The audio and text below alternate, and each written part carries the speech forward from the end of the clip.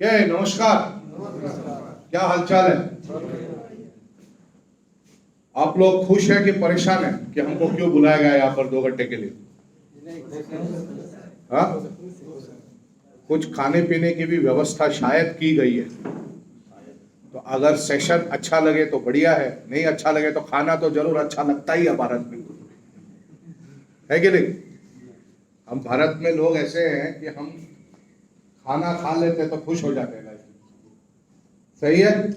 Okay, तो मेरा नाम हरिहरन अय्यर, और आप सोच रहे होंगे अय्यर मतलब ये कहाँ का है? कहाँ का होते हैं अय्यर लोग? हाँ, मुंबई में ज्यादा होते हैं। अच्छा, ओके। अय्यर मतलब देश के कौन से हिस्से से आते हैं? मद्रासी सुना है आपने? मद्रासी, ये मद्रासी है ना? सुना है ना आपने? तो मैं वो पूरा प्योर मद्रासी हूं। ओके, मद्रासी जैसा कोई क्वालिटी है नहीं मेरे अंदर, लेकिन पैदाइशी मद्रासी हूं।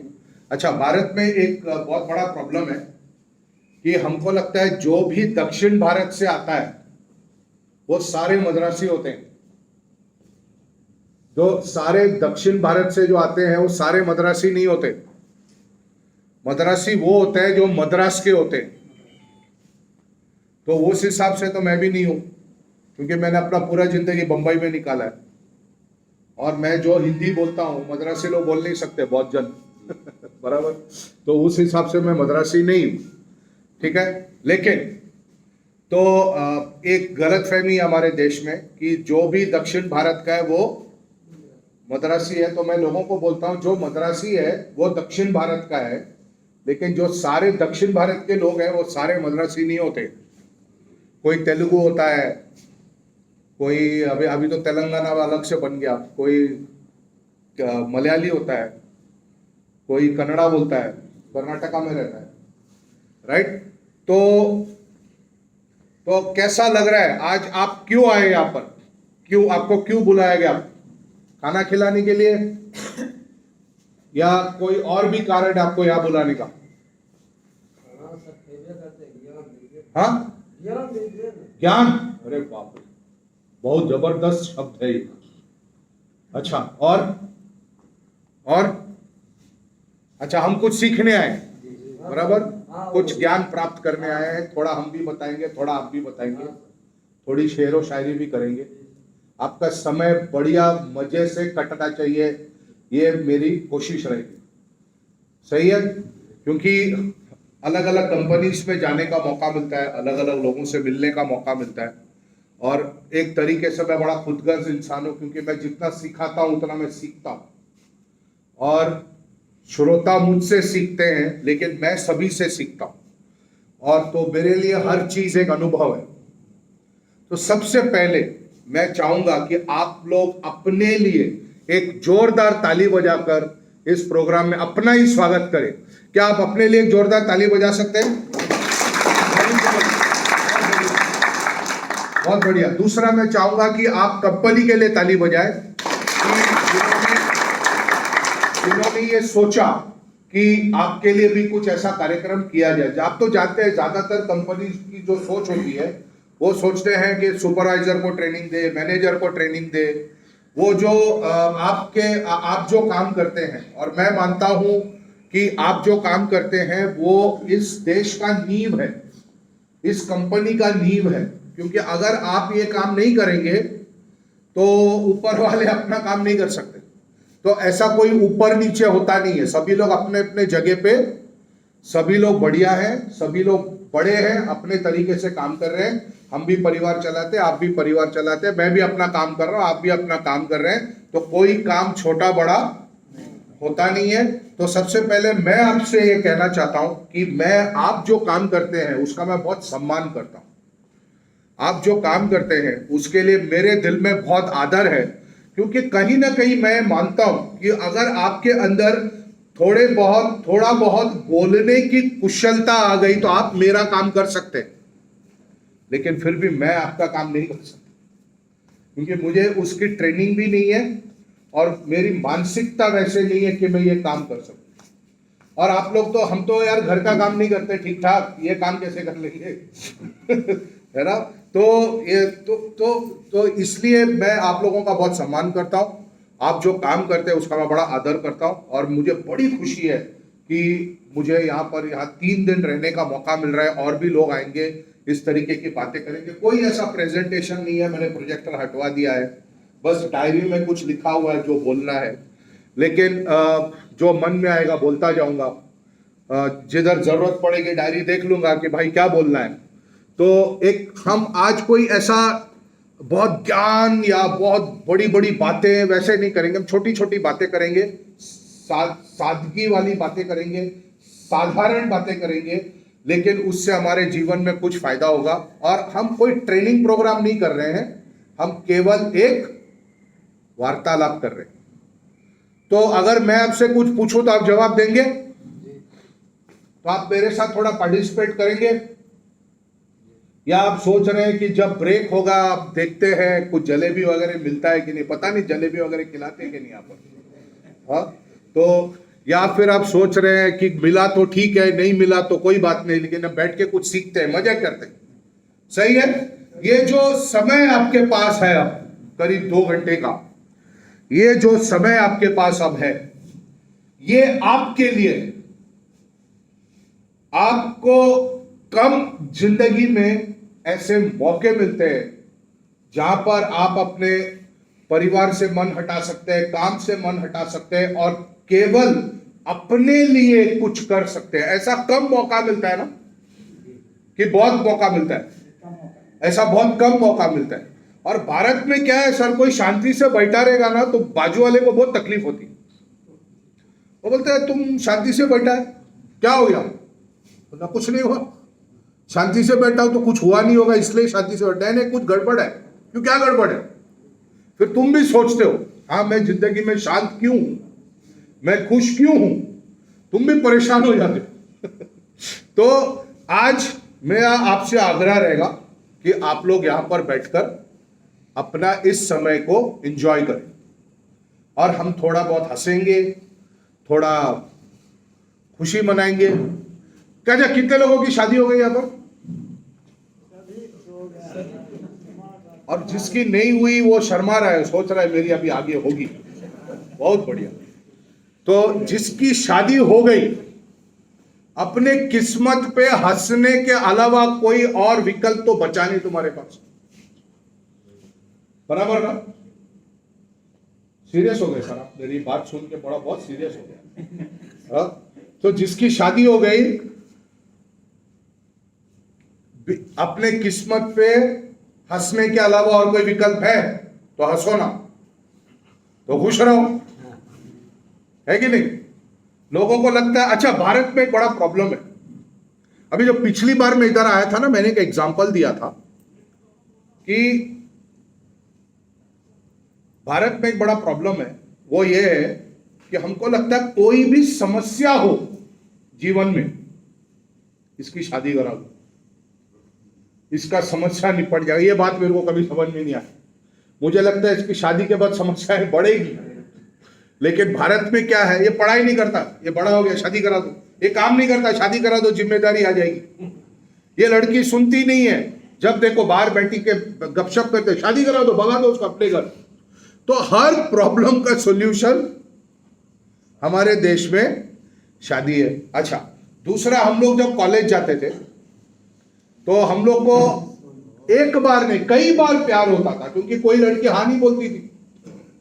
हाँ बोलेगी तो वहां पे चैप्टर क्लोज ही नहीं होता है, बार बार प्यार हो जाता है, क्योंकि कोशिश करना पड़ता है ना। अभी अच्छा तुमने ना बोला तो इससे पूछा, उससे पूछा, उससे पूछा। तो एक बार मैंने ऐसे ही मजाक में बोल दिया पिछले बार सेशन में। कई बार क्या होता है कि जिस लड़की की शादी होती है वो 2-4 लड़कों को वेटिंग लिस्ट पे रखती है कि अगर पहला वाला टाइम पे नहीं आया तो दूसरे से कर लूंगी। ऐसा मैंने बोला और अगला दिन मैंने न्यूज पढ़ा कि ऐसा हुआ कहीं पे देश में। असली में वो वेट कर रही थी, ये लड़का समय पर पहुंचा नहीं, उसने जो वेटिंग लिस्ट पे रखा था उससे शादी कर ली। ठीक है, तो ये जीवन के कुछ मजेदार बातें हैं और इसमें कोई ऐसा कुछ है नहीं मतलब, लेकिन अच्छा लगता है, हंसने का मौका मिल जाता है, बराबर। तो सबसे पहला जो मैं आप लोगों से बात करना चाहता हूं वो ये है कि जिंदगी में खुश रहने का प्रैक्टिस कीजिए और खुश रहने का बहाना ढूंढिए।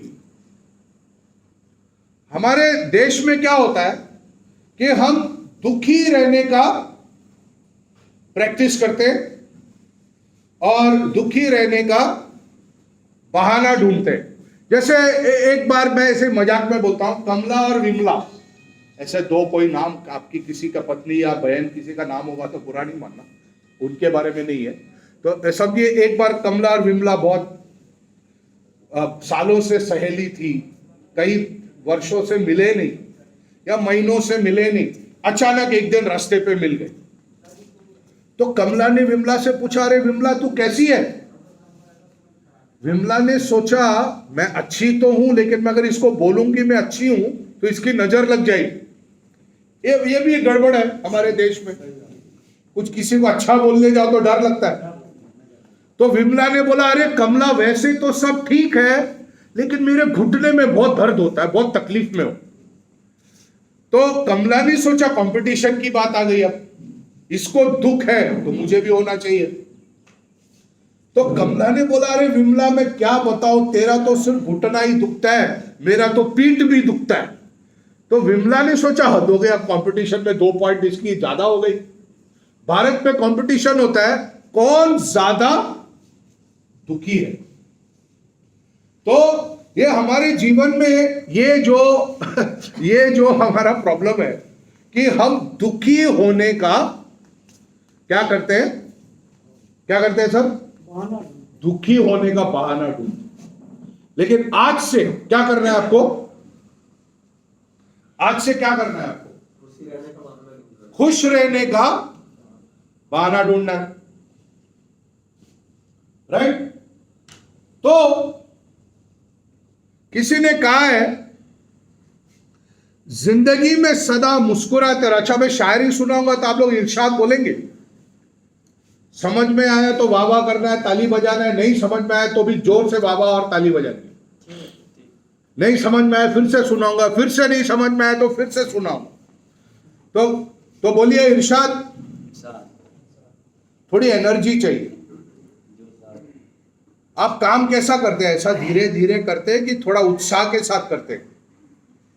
कैसे करते हैं काम? आपके वातावरण उत्साह के साथ होना चाहिए। हाँ, आपके वातावरण हमको बहुत मजेदार लग रहा है। मजेदार लग रहा है सर, बहुत बढ़िया। बात रास्ते पे आ रही है और पुल लिख में पहिया नहीं जा रहा है।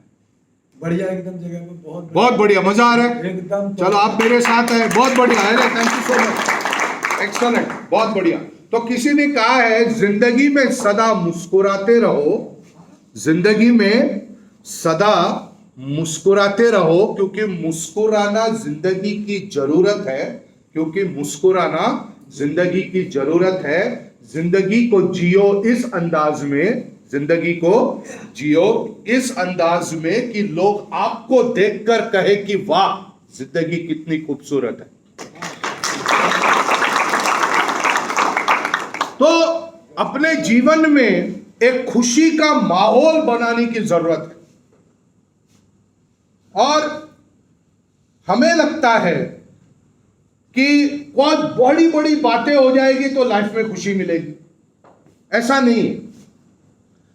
खुशियां अगर आप सही मायने में आप तोल मोल के देखेंगे तो खुशियां छोटी छोटी बातों में होती है। थोड़ा सा काम से ब्रेक ले लिया, दोस्तों को बुलाया, 4 जन मिलकर एक चाय पी लिए, ये खुशी है। थके हारे हम घर पहुंचे, हम बैठे बैठे हमको थोड़ा सा नाश्ता मिल गया, थोड़ा सा चाय मिल गया, रात का खाना हमने साथ में खाया परिवार के साथ, ये खुशी है। लेकिन इसका हम कदर नहीं करते। हमें क्या लगता है कि अरे ये तो बड़ा गाड़ी चलाता है, ये तो बड़ा आदमी है, ये तो इसके बड़े घर हो गए, इसके बच्चे बहुत ज्यादा पढ़ लिख गए, बड़ी पोजीशन में पहुंच गए, वो कामयाबी है। और मैं आपको एक राज की बात बताता हूं, कामयाबी और खुशी में कोई कनेक्शन नहीं होता है। हाँ, आप जब कामयाब बनते हैं जीवन में तो आपके खुशी में इजाफा जरूर होता है, लेकिन आपकी खुशी का मूल आधार कामयाबी नहीं है। खुशी का मूल आधार क्या है? बिना मतलब के खुश रहना। हम लोग क्या करते हैं, मतलब ढूंढते हैं खुश रहने का बहाना। यार आज तो बहुत खुश लग रहा है, क्या बात है? तुम भी सोचता है क्या बात है यार, मैं आज इतना खुश क्यों? ऐसा पूछा और तुम दुखी हो गए। और आप सही मायने में देखेंगे, इसको समझ लेना एक जीवन का छोटा मोटा सत्संग ही चल रहा है, ऐसे मान लेना इसको। बहुत सारी बातें आप भी जानते ही होंगे, ऐसी कोई बड़ी बात नहीं बता रहा हूं मैं आपको जो आप नहीं जानते, लेकिन मैं आपको इस तरीके से बता रहा हूं कि आप भी अपने बच्चों को सिखाओ, दोस्तों को सिखाओ, अपने परिवार को सिखाओ कि जब देखो मुंह लटका के घूमती रहती है, कभी तो हंसा कर। ऐसे पत्नी को डायलॉग नहीं मारने का लेकिन अपने दोस्तों को समझाने का कि भाई जब देखो मुंह लटका के घूमता रहता है, कभी तो हंसाकर जीवन में। और ये जो 2 साल निकले हमारे कोविड के वजह से, आज हम सब सुरक्षित हैं, हम स्वस्थ हैं, हमारा परिवार चल रहा है, हमारा कामकाज है हमारे पास, ये इसके लिए बहुत बड़ा धन्यवाद है। और इस कोविड के दौरान कोविड ने ये नहीं सोचा ये बहुत गरीब आदमी है, इसकी बैंड बजाता हूं। कोविड ने ऐसा नहीं सोचा, उसने ये नहीं सोचा ये बहुत अमीर आदमी है, इसको छोड़ देता हूं। ये सबको पकड़ा, जितना उसको मर्जी आया उसने जाके, जिसके ऊपर उसका मन लग गया उसको जाके पकड़ लिया। उसने ये नहीं सोचा ये अमीर है गरीब है। आप कितना भी जीवन में पैसा बना लेंगे, लेकिन अगर आपके पास स्वास्थ्य नहीं है तो वो पैसा वो स्वास्थ्य को ठीक करने में ही खर्च होगा। भले आपके पास कम पैसा है, लेकिन आप स्वस्थ हैं तो जितना है आप खुश रह सकते। तो खुशी किस में ढूंढनी है? जिंदगी के छोटी छोटी बातों में। आज कंपनी ने इतना बढ़िया सा कार्यक्रम आयोजित किया है, तो इसमें खुशी ढूंढनी है। हम चाय पीते हैं दोस्तों के साथ, उसमें खुशी ढूंढनी है। आप नहाने जाते हैं तो मोहम्मद रफी के गाने गाइए, बहुत खुशी मिलती है। गाएंगे मेरे साथ, गाना गाएंगे आप? नहीं गाएंगे? गाएंगे? तुमको लाइफ में खुश रहना है कि दुखी रहना है? हाँ तो गाना गाओ। हाँ अच्छा, बाथरूम में गाना गाने के फायदे बहुत होते हैं। हाँ बाथरूम में, बाहर नहीं गाना, क्योंकि कहीं बेसुरे गाए हो सकता है तुम्हारी नौकरी चली जाए, बोला ये बहुत गंदा गाना गाते। हाँ अच्छा गाते हो तो किधर भी गाओ, अच्छा नहीं गाते तो बाथरूम में गाओ। बाथरूम में गाने का फायदा क्या है कि आप कितना भी गंदा गाओ अंदर कोई नहीं आएगा। और जैसे आपने गाना शुरू किया, आपने टैप ऑन किया, पानी बह रहा है, साथ में म्यूजिक चल रहा है, और उस समझ लेना कि वो पानी का जो आवाज है वही ऑर्केस्ट्रा है, और आप प्लेबैक सिंगर हो। सही है। और हमारे भारत में भी कल मैं नरेंद्र जी के साथ में आ रहा था गाड़ी में, वो पुराने गानों का बड़ा शौकीन है, वो मुझे भी बड़ा अच्छा लगता है। तो हम गाना सुनते सुनते पहुंच गए, समय का ज्यादा पता ही नहीं चला, दिल्ली से काफी लंबा रास्ता है, लेकिन ज्यादा समय का पता ही नहीं चला। गानों में एक जादू होता है, पुराने गानों में। नए गानों में तो समझ में नहीं आ रहा है कि गा रहा है कि गाली दे रहे हैं ये गा रहा है कि डांट रहा है, वही समझ में नहीं आता नए गानों में। लेकिन पुराने गानों का जो लय है, कोई शब्दों का जो महत्व है, वो आज शब्दों का महत्व खत्म हो गया है। क्योंकि हम कोई सीरियल भी देखते हैं, कोई टीवी पे कुछ देखते हैं, तो हमको नीचे पढ़ना पड़ता है कि ये बोल क्या रहा है यार। आदत हो गई है, उसके बिना नहीं समझ में आता। और नए गानों के तो लिरिक्स ही नहीं समझ में आते। हाँ फैक्शन जाते हैं आगे आगे। अब देखिए एक गाना बना था, गुलजार साहब ने लिखा है, पिक्चर मासूम। वो उसके शब्द, जीने के लिए सोचा ही नहीं था दर्द संभालने होंगे, जीने के लिए सोचा ही न था दर्द संभालने होंगे, मुस्कुराए तो मुस्कुराने के कर्ज उठाने होंगे। मेरे को पहली बार गुलजार साहब को सुनने के बाद, ये गाना सुनने के बाद पता चला कि मुस्कुराने से भी गड़बड़ हो सकता है। मतलब मुस्कुराने के लिए भी आपको कीमत चुकानी पड़ती है। हमको लगता था रोएंगे तो कीमत चुकानी पड़ती, नहीं, आप जीने के लिए सोचा न था दर्द संभालने होंगे, मुस्कुराए तो मुस्कुराने के कर्ज उठाने होंगे। क्या बात है। तो गाना, आप अच्छे गाने गाइए, और हमारे यहां धरोहर है। आज जो हमारे पास गानों का धरोहर है, लता मंगेशकर जी का अभी निधन हुआ है, लेकिन ऐसे लोग कभी मरते ही नहीं है। वो तो मर गया सर, आप, हाँ, मर गया लता, सॉरी, मर गया ना वो, कौन? लता बस।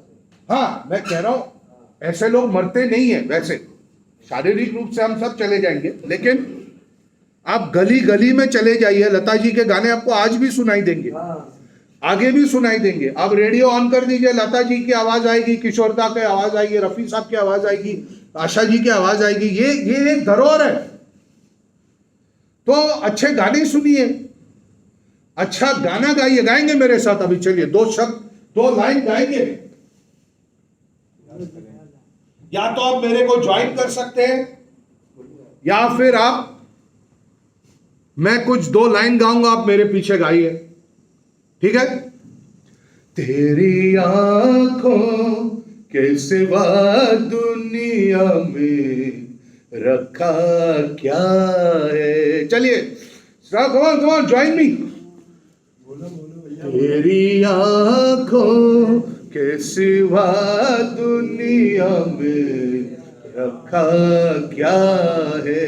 जब लड़की से प्यार हो जाता है ना, तो लड़का ये गाना गाता है, ये उठे सुबह चले, ये झुके शाम ढले, मेरा जीना मेरा मरना इन्हीं पलकों के तले, तेरी आंखों के सिवा दुनिया में रखा क्या है।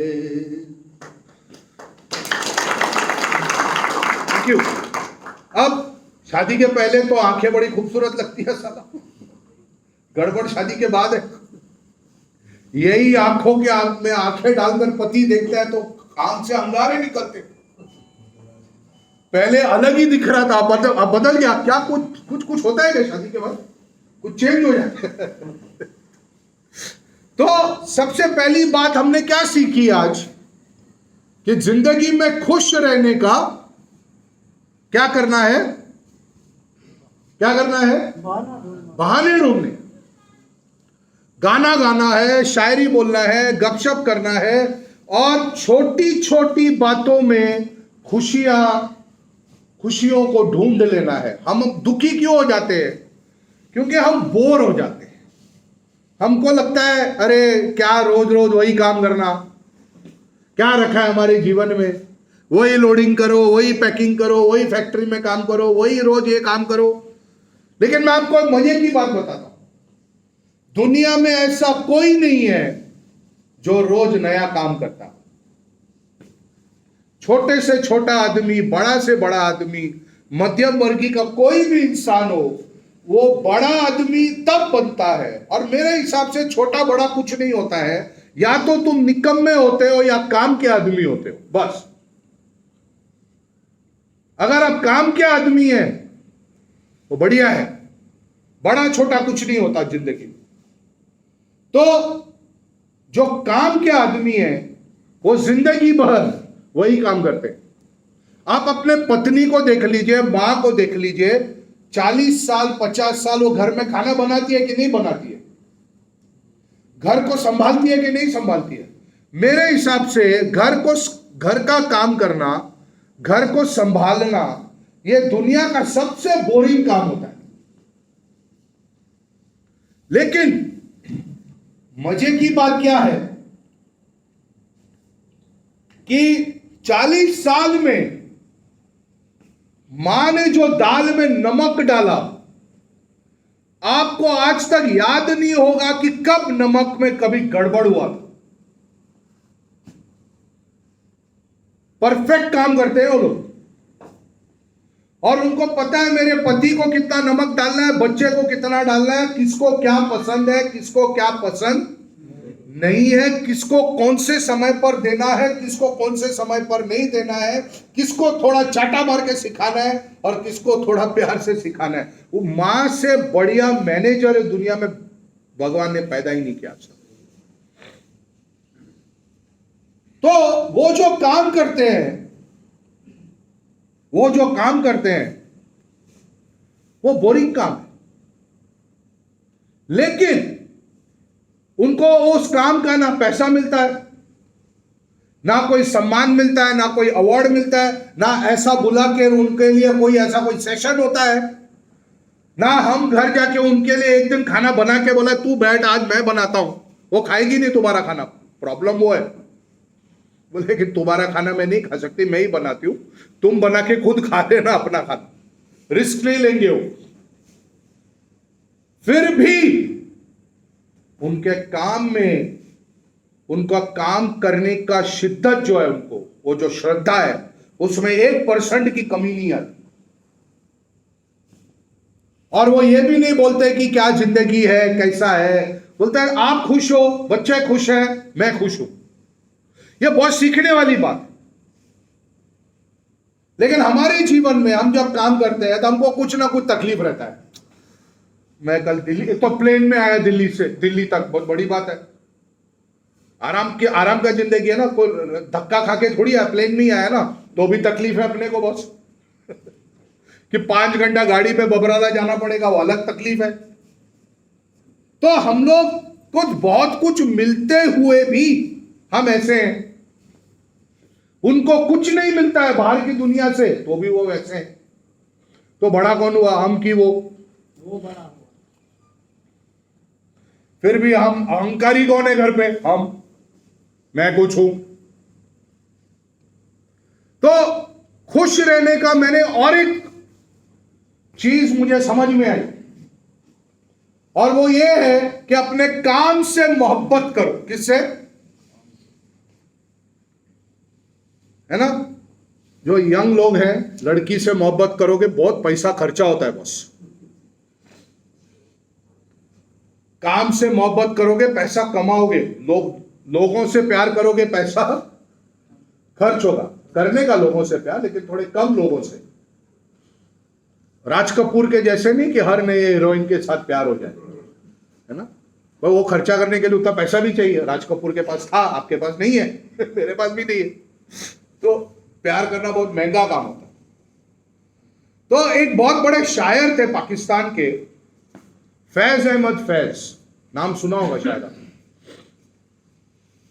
उन्होंने कुछ लाइन लिखी है, उन्होंने अपने संदर्भ में लिखा है, मैंने अपने संदर्भ में उठा लिया है कि वो लोग बहुत खुशकिस्मत थे जिन्होंने इश्क को काम समझा। क्या बोला? अभी आप लोग मेरे साथ बोलेंगे, वो लोग बहुत खुशकिस्मत थे जिन्होंने इश्क को काम समझा, या अपने काम से आशिकी किया। वो लोग बहुत खुशकिस्मत थे जिन्होंने इश्क को काम समझा या अपने काम से आशिकी किया। हम जीते जी मसरूफ रहे, हम जीते जी मसरूफ रहे, कुछ इश्क किया, कुछ काम किया। बजाओ ताली बजाओ। कुछ इश्क किया, कुछ काम। तो कहने का मतलब क्या है कि अपने काम से इश्क करो। क्योंकि देखो, काम करने में मजा या ना है, करना तो है। और मरते दम तक करना है। और आप सुबह को घर से निकल जाते हैं, शाम को पहुंचते हैं, तो लगभग आपका पूरा दिन आपके काम में ही ज्यादा व्यतीत होता है कि नहीं? तो अगर हम दुखी होकर अपना काम करें, मैं 3-4 दिन अपने परिवार से दूर हूं, अब सीधा शुक्रवार रात को घर पहुंचूंगा, क्या परिवार वाले याद आते हैं? बिल्कुल आते हैं। क्या उनको मैं याद आता हूं? उम्मीद करता हूं आता होगा। मेरे ऐसे थोड़े जिनका स्क्रू थोड़ा ढीला रहता है ना, वो परिवार वाले बोलते हैं बाहर रहे वो अच्छा है, नहीं तो इसको लगता है घर भी ट्रेनिंग रूम है, शुरू हो जाता है।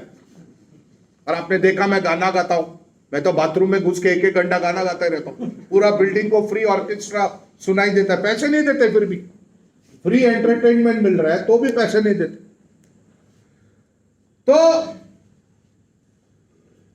कहने का मतलब क्या है कि हम सब अपने परिवार से ज्यादातर दूर ही रहते हैं रोज, क्योंकि हमारा ये जो परिवार है ये बहुत बड़ा परिवार है। हमारे साथी जिनके साथ हम काम करते हैं, इनके साथ हमारा दिन का 10-12 घंटा बीतता है। घर जाने के बाद भी इनसे कुछ बातचीत होती रहती है। ये हमारा बहुत बड़ा परिवार है। कभी कुछ जरूरत पड़े, भगवान न करे, ये लोग ही हमारी सहायता करेंगे। वेट नहीं करेंगे कि पत्नी आ जाए इसको ले जाए, नहीं, उधर का उधर आपको मदद करेंगे, आप भी करेंगे, एक दूसरे की करनी पड़ेगी, एक दूसरे की हेल्प करेंगे। अब जैसे हमारा भारत का फौज है, इंडियन आर्मी है, आर्मी सिर्फ वो देश प्रेम की वजह से काम नहीं करते, वो एक दूसरे को सपोर्ट करते हैं।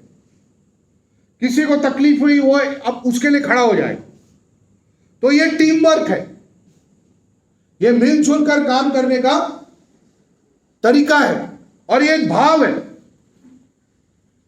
तो आपको एक पारिवारिक भाव रखकर अपना काम करना है। मैं आपसे खुले दिल से बात कर रहा हूं, मैं तो पहली बार मिला आपसे, पता नहीं फिर से मिलेंगे कि नहीं, लेकिन उम्मीद है कि आप याद रखेंगे और मैं भी आपको याद रखूंगा, क्योंकि मिलते हम लोग कम हैं, लेकिन जब भी मिलो ऐसे कि मतलब सालों से बिछड़े हुए यार मिल गए। तो खुले दिल से, पूरा दुनिया हमारा परिवार है। तो सबसे पहले मैं आपको एक बात बताना चाहता हूं कि आप जो काम करते हैं, ऐसा मत सोचिए कि सिर्फ रोजी रोटी कमाने के लिए काम कर रहे हैं। आप जो काम करते हैं या मैं जो काम करता हूं, हम सभी लोग जो काम करते हैं, वो काम की वजह से कहीं ना कहीं ये देश स्थिर है। आप सोचिए, अगर आपके पास काम नहीं होगा, मेरे पास काम नहीं होगा, तो हम क्या करेंगे? रास्ते में भटकते रहेंगे, हमारा मन इधर उधर भटकेगा, हम गलत काम करेंगे, देश की व्यवस्था बिगड़ेगी, परिवार की व्यवस्था बिगड़ेगी। तो काम बहुत बड़ा चीज होता है, बहुत बड़ा चीज होता है, लेकिन इसको लोग समझते नहीं। इसलिए जिंदगी में कुछ भी हो जाए, अपने काम को कभी गाली नहीं देना। भले अपना गुस्सा अपने दोस्त पे निकालना, उसको बोलना तू इधर आ, मेरे को तेरे पे चिल्लाने का बड़ा मन कर रहा है, चिल्ला। तू खड़ा रहे, 5 मिनट सुन, फिर 5 मिनट तू मुझे सुना, फिर अपन दोनों शांत हो गए, साथ में चाय पिएंगे। लेकिन कभी भी अपने काम को गाली नहीं देना, क्योंकि वो लोग बहुत खुशकिस्मत थे जिन्होंने इश्क को काम समझा या काम से आशिकी किया। हम जीते जी मसरूफ रहे, कुछ इश्क किया, कुछ काम किया। ये बहुत ही फेमस नज़म है फैज अहमद फैज साहब का। तो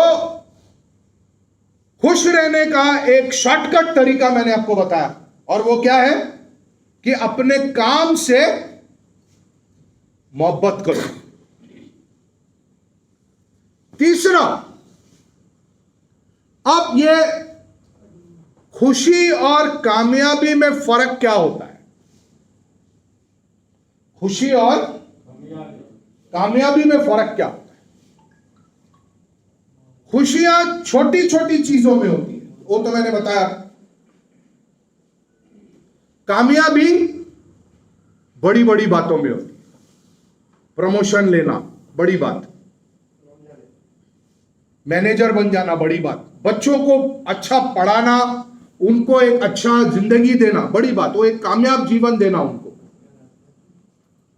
तो मैं आप लोगों से एक सवाल पूछना चाहता हूं, कितने लोग यहां पर अपने जीवन में एक कंफर्टेबल जिंदगी जीना चाहते हैं, सुखद जीवन, मतलब आराम वाला जिंदगी? कितने लोग एक ऐसा, मैं समझ सकता हूं आप सोच रहे हैं तो सपने में होता है, लेकिन अगर आपके मन में इच्छा है तो आप हाथ उठा सकते हैं। हम सभी लोगों को अगर मौका मिले तो हम एक कंफर्टेबल जिंदगी जीना चाहेंगे, हाँ या ना? ये तो सब सभी चाह रहे हैं। सभी चाह रहे हैं, बहुत बढ़िया। मुझे पता है होता नहीं है, लेकिन हम चाहते जरूर हैं। दूसरा, कितने लोग एक कामयाब जीवन जीना चाहते हैं? एक कामयाब जीवन, लगभग सभी लोग एक कामयाब जीवन भी जीना चाहते हैं। अब यहां पर हो जाती है गड़बड़। क्या गड़बड़ है कि मैं सुखद जीवन भी चाहता हूं, कामयाब जीवन भी चाहता हूं, मैं शादी भी करना चाहता हूं और खुश भी रहना चाहता हूं। ऐसे कैसे होगा? है ना, मजाक करता हूं, शादी को लेकर आप सीरियस मत हो जाए, ऐसे ही थोड़ा आपका मूड बनाने के लिए, है ना। मेरी शादी को भी 26 साल हो गई है, पत्नी अभी तक झेल रही है। उनको लग रहा है कि आदमी ठीक ठाक ही है, जैसा भी है ठीक ही है, अब क्या करें। लेडीज लोग का वैसे ही डायलॉग होता है, हर पति सेम ही होता है, किसी से भी कर लो क्या फर्क पड़ेगा, मिलेगा वही हरकतें मिलेगी, सुधरेगा नहीं। तो और जब भी बच्चा गड़बड़ करे ना तो माँ बोलेगी बाप पे गया, हद हो गई यार, तुम्हारा भी तो बेटा है, नहीं लेकिन गया तुम पर है, ये तो और अच्छा काम किया तो मेरे पे गया। तो ऐसा ही होता है लाइफ। अब क्या है दोस्तों, मुझे पता नहीं आप अपने आप को कामयाब मानते हैं कि नहीं, लेकिन मैं आपसे आग्रह करूंगा कि आप अपने आप को कामयाब मानिए। क्यों? क्योंकि कामयाब इंसान वो है जो रोज सुबह उठ के अपने जिंदगी को अपने हाथों से चला सकता है। आप अपनी जिंदगी को अपने हाथों से चला रहे हो, थोड़ा कम थोड़ा ज्यादा, कभी खुशी कभी गम, ये है मेरे कर्म, कभी खुशी कभी गम, वो अलग बात है। लेकिन हम स्वस्थ हैं, अपने दोनों हाथ चल रहे हैं, पैर चल रहे हैं, हम नॉर्मल जिंदगी जी रहे हैं, हम कामयाब हैं। हाँ, इसको और बेहतर कर सकते हैं, वो अलग बात है, लेकिन हम कामयाब हैं। क्योंकि ऐसे कई लोग हैं दुनिया में जो ये छोटी छोटी बातें, ये जो नॉर्मल जिंदगी है, वो नहीं जी पाते। कोई बीमारी होती है, कोई और तरीके का उनके लाइफ में प्रॉब्लम होता है, लेकिन आज हमारे पास एक मौका है, हम बढ़िया सा रूम में बैठे हैं, एसी चल रहा है, हम अच्छा कुछ सीख रहे हैं, तो हम जीवन में कामयाब हैं। और ये कामयाबी पाने के लिए हम बहुत कुछ कुर्बानियां देते हैं कि नहीं देते? आप जैसा कोई मेरे जिंदगी में आए, सब कुर्बानी का गाना है। पिक्चर देखिए आपने कुर्बानी, देखो मजा आएगा, YouTube में मिलेगा आपको। तो खुशियां किस में होती है सर? छोटी छोटी बातों में होती है, और कामयाबी भी कई बार छोटी बातों में होती है। लेकिन कामयाब इंसान बनने के लिए आपको परिश्रम करना पड़ता है, खुश रहने के लिए परिश्रम नहीं करना पड़ता है। ऐसे हंसना है, बाथरूम में घुसना है, गाना गाना है, तो परिश्रम क्या है? तो कोई परिश्रम नहीं है। बस ये गाना ना तुम अपने बाथरूम में नहीं गाना, तेरी आंखों के सिवा दुनिया में रखा क्या, पत्नी को शक हो जाएगा। देखा, मेरे लिए तो कभी गाया नहीं।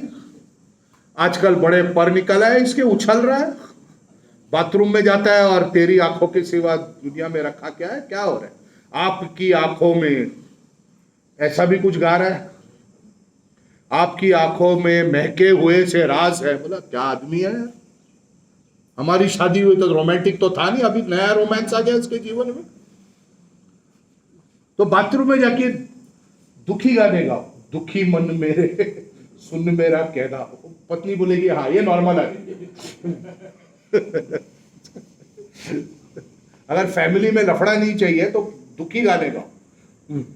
हाँ, तुमको तकलीफें पैदा करनी है तो मजेदार गाने गाओ, ठीक है। जो मर्जी आए गाओ यार, बाथरूम में कोई आने वाला है नहीं, कोई टेंशन नहीं। अगर तुमको धमकी देगा कल से नहीं गाना तो भी कोई टेंशन नहीं, क्योंकि कल भी कोई अंदर आने वाला नहीं, तो बिंदास गाओ।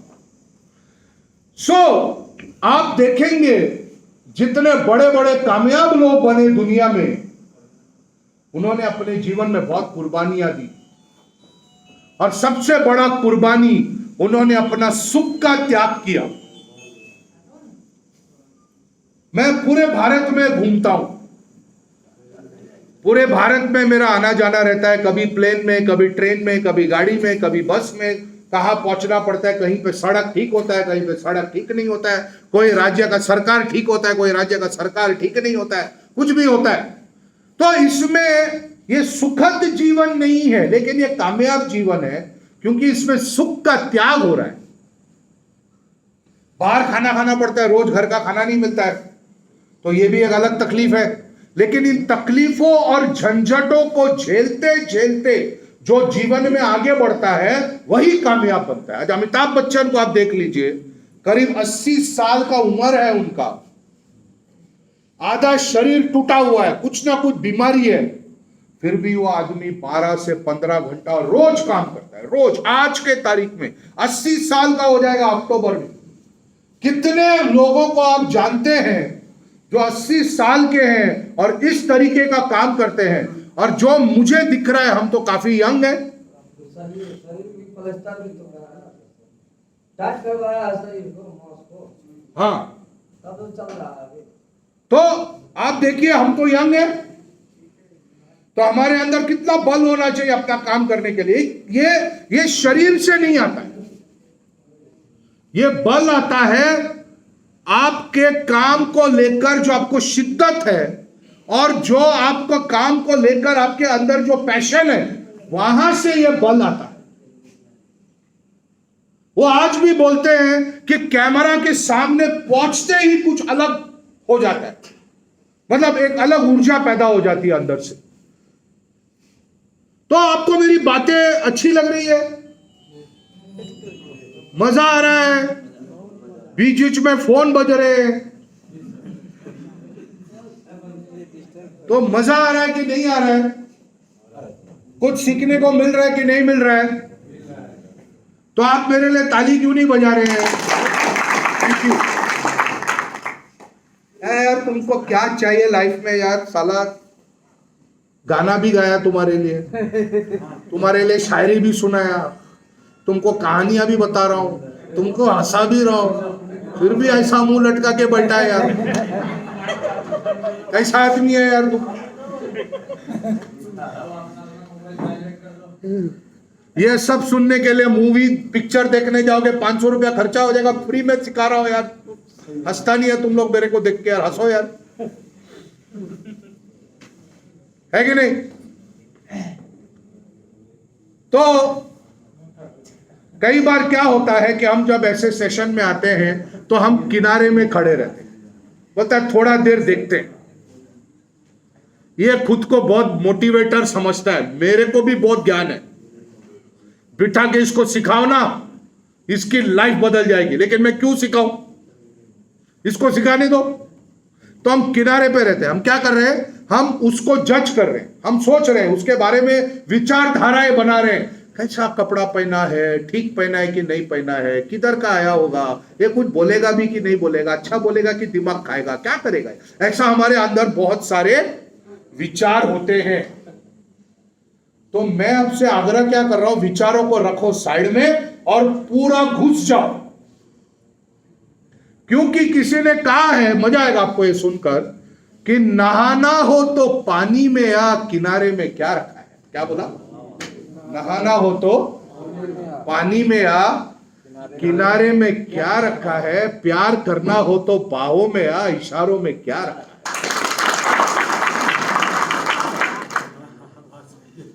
ये अपने पत्नी को जाकर नहीं सुनाने का।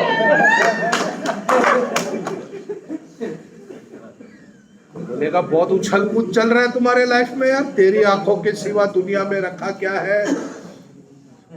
प्यार करना हो तो बाहों में आ, इशारों में क्या रखा है? क्या चल रहा है सब?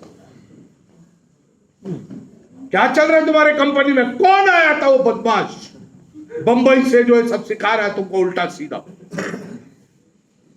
तो मेरा आपसे क्या आग्रह रहेगा कि बॉस यहां पर पूरा पूरा डूब के बैठो, क्योंकि ऐसा मौका आपको बार बार जिंदगी में मिलेगा नहीं। और दूसरा, मैं जब अपने बाकी प्रोग्राम करता हूं, कोई भी ऐसा बैठता है मैं उसे 100 रुपया फाइन लेता हूं। ऐसा नहीं बैठने का, खुला बैठने का। क्यों क्यों ऐसा क्यों नहीं बैठने का? ऐसा क्यों नहीं बैठने का बताइए?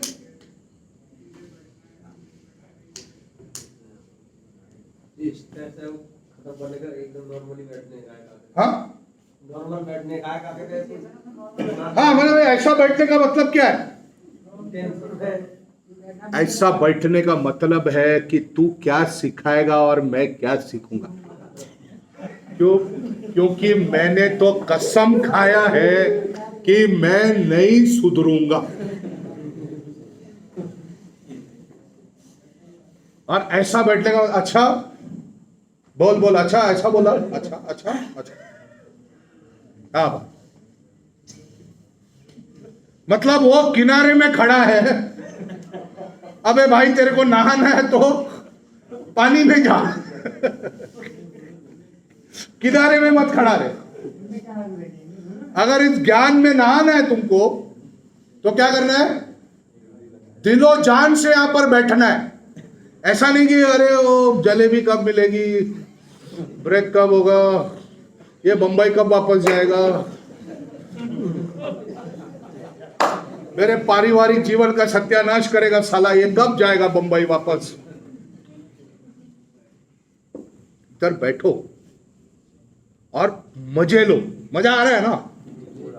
पिक्चर चल रहा है ना? ऐसा ऐसा लग ही नहीं रहा कोई प्रोग्राम चल रहा है, ऐसा लग रहा है कोई पिक्चर देख रहे हैं, कोई गाने चल रहे हैं, कोई शायरी बोल रहे हैं। बताइए चल क्या रहा है जिंदगी में?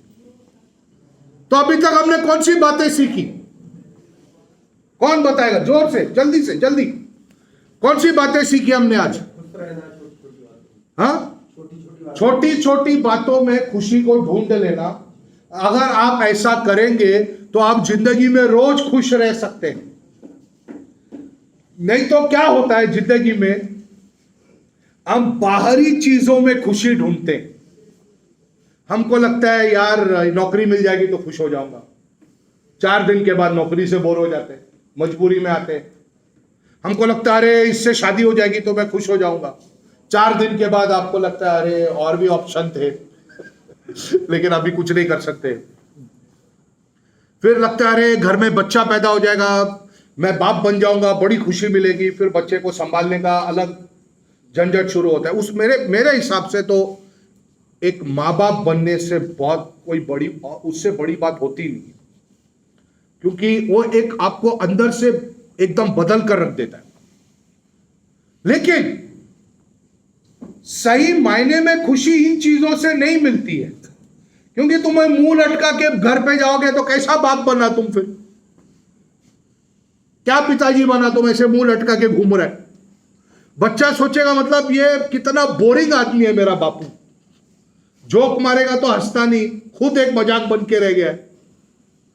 और पहली बात शायरी सुनाई थी मैंने, जिंदगी में सदा मुस्कुराते रहो, क्योंकि मुस्कुराना जिंदगी की जरूरत है। जिंदगी को जियो इस अंदाज में कि लोग आपको देखकर कहे कि वाह जिंदगी कितनी खूबसूरत है।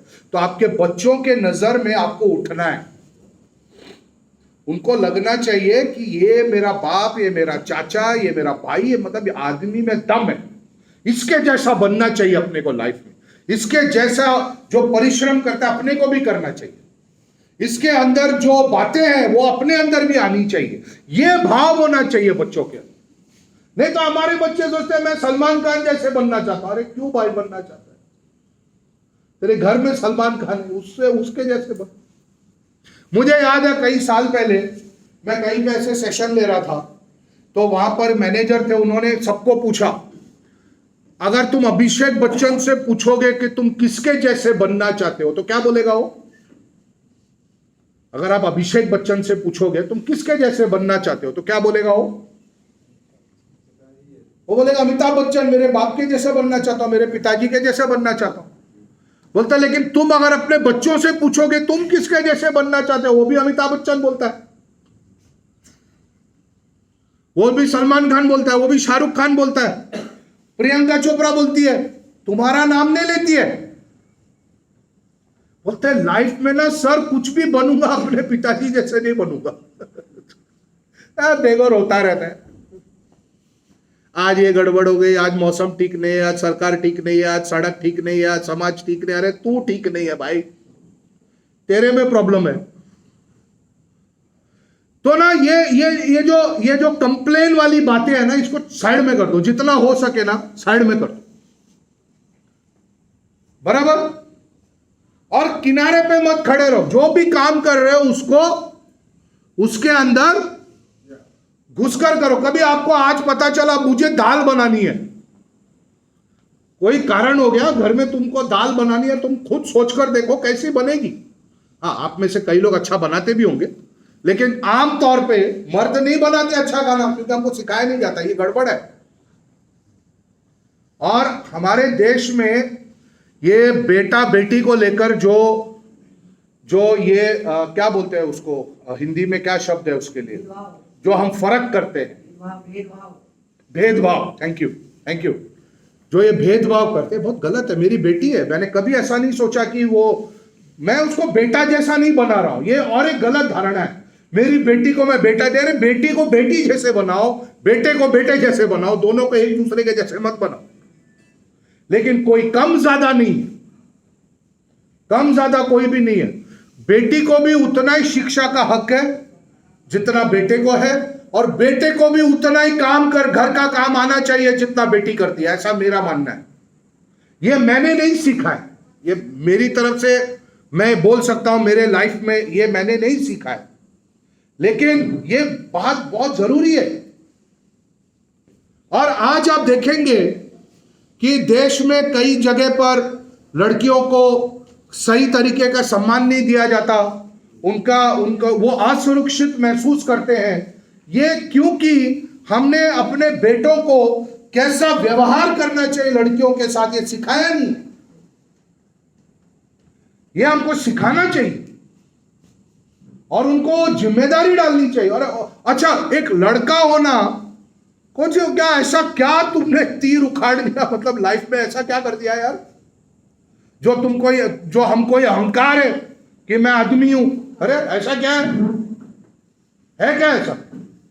ये समाज ने हमको ऐसा बनाया है, और उसके अलग अलग कारण। कितने लोगों को बेटियां हैं, कितने लोगों के घर में बेटी है, बहुत बढ़िया, बहुत बढ़िया, उनको एनकरेज करो। कभी कभी सर बेटे खाना नहीं देते, बेटियां ही खाना देती हैं।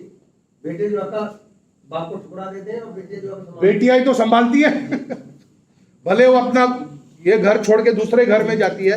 और ये पता नहीं ये रिवाज कहां से आया, जैसे भी आया, लेकिन त्याग में ही महानता है। वो अपना नाम छोड़ देती है, घर छोड़ देती है, अपने माँ बाप को छोड़ देती है, नया घर अपनाती है, फिर भी इस घर के साथ जुड़ी हुई रहती है और माँ बाप का ख्याल रखती है। और मैं ये नहीं कहता सारे बेटे खराब है, ऐसा तो नहीं है, बहुत अच्छे बेटे भी हैं, लेकिन कहीं पे प्रॉपर्टी की लड़ाइयां होती है। कभी कभी सर बेटा अगर सामान मांगा तो मना कर सकता है, हाँ, बेटी कभी मना नहीं करती। बिल्कुल, बेटी मना नहीं करेगी, तो फिर भी हम भेदभाव करते हैं। तो ये मुझे लगता है, और मुझे कहीं ना कहीं ऐसा जो मैं ये काम करता हूं, जो मैं जाके ऐसे खुले दिल से बात करता हूं, ये बड़ा अच्छा मौका मिलता है मुझे कहीं ना कहीं समाज में एक छोटी सी सुधार लाने। मेरी तरफ से एक छोटी सी कोशिश है कि हम समाज में एक छोटी सी सुधार ला सके। और क्योंकि अगर लोग इन बातों को समझे तो, और आपसे भी मैं एक सवाल पूछूंगा कि क्या आपने कभी अपने शिक्षा के बारे में सोचा है? शिक्षा का मतलब नहीं स्कूल जाना, कॉलेज जाना, मैं वो नहीं कह रहा। क्या सीखने का भूख है आपके अंदर? क्या कुछ अच्छा पढ़ने का भूख है? हाँ, किसी को पढ़ने में कोई दिक्कत होगी, कोई बात नहीं।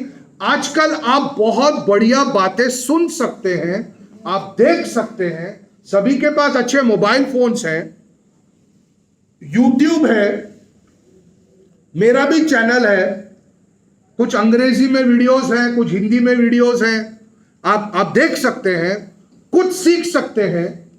रोज अगर आप 15-20 मिनट कुछ सीखने में लगाए, कोई भी अच्छी बात सुनने में लगाए, तो उससे क्या होगा? जैसे शरीर को खाना मिलता है और शरीर को खाना मिलने से शरीर में ऊर्जा पैदा होती है, वैसे ही जब आप कुछ अच्छा पढ़ते हैं, जब आप कुछ अच्छा लिखते हैं, जब आप अच्छा कुछ सुनते हैं, जब आप कुछ अच्छा सीखते हैं, तो ये आपके मन के लिए भी एक प्रकार की ऊर्जा है। सही है?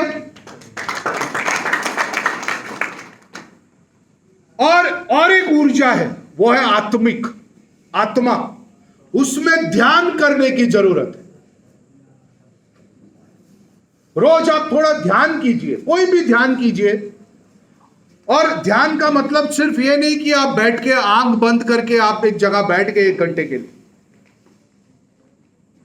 आप कुछ पाठ पढ़ते हैं, कुछ पोथी पढ़ते हैं, वो भी आप YouTube में जाके कुछ अच्छा सत्संग सुन सकते हैं, कोई अच्छा कीर्तन सुन सकते हैं, किसी का अच्छा प्रवचन सुन सकते हैं। ये भी एक प्रकार का ध्यान ही है।